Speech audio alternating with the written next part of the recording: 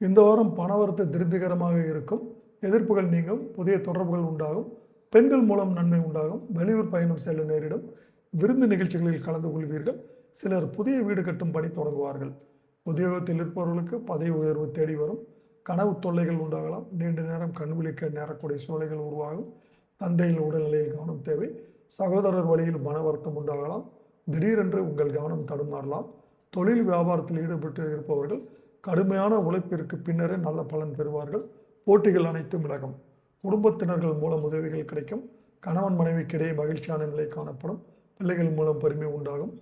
நண்பர்கள் உறவினர்கள் வருகை இருக்கும். பெண்களுக்கு வெளியூர் பயணம் செல்ல நேரிடும். பண வரத்து திருப்தி தரும். தேவையான உதவிகள் கிடைக்கும். மாணவர்களுக்கு கூடுதல் நேரம் ஒதுக்கி பாடங்கள் படிப்பதன் மூலம் கல்வியில் வெற்றி உண்டாகும். பூரட்டாதி 4ஆம் பாதம். இந்த வாரம் மனதைரியம் கூடும். எதிர்ப்புகள் விலகும். எந்த சூழ்நிலையும் அனுசரித்து செல்வீர்கள். வீண் குழப்பம் காரிய தடை ஏற்பட்டு நீங்கும். வாகனங்களில் செல்லும் போது கூடுதல் கவனம் தேவை. பயணங்கள் செல்ல வேண்டியதாக இருக்கும்.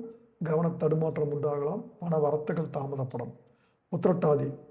தொழில் வியாபாரத்தில் சீரான நிலை காணப்படும். எதிர்பார்த்தபடி ஆர்டர்கள் கிடைப்பது தாமதமாகலாம். அரசாங்கம் தொடர்பான காரியங்களில் மெத்தனமாக இருக்கும். உத்தியோகத்தில் இருப்பவர்களுக்கு விருப்பம் இல்லாத இடமாற்றம் உண்டாகலாம். ரேவதி. இந்த வாரம் குடும்பத்தில் இருப்பவர்களின் செயல்கள் டென்ஷனை உண்டாக்கும். கணவன் மனைவிக்கிடையே கருத்து வேற்றுமை ஏற்பட்டு நீங்கும். பிள்ளைகள் விஷயத்தில் கவனம் தேவை. தாய் தந்தையின் உடல்நிலையில் எச்சரிக்கை அவசியம். பரிகாரம். விநாயகப் பெருமானை தீபம் ஏற்றி அர்ச்சனை செய்து வழிபட காரிய தடைகள் நீங்கும். எதிலும் வெற்றி கிடைக்கும்.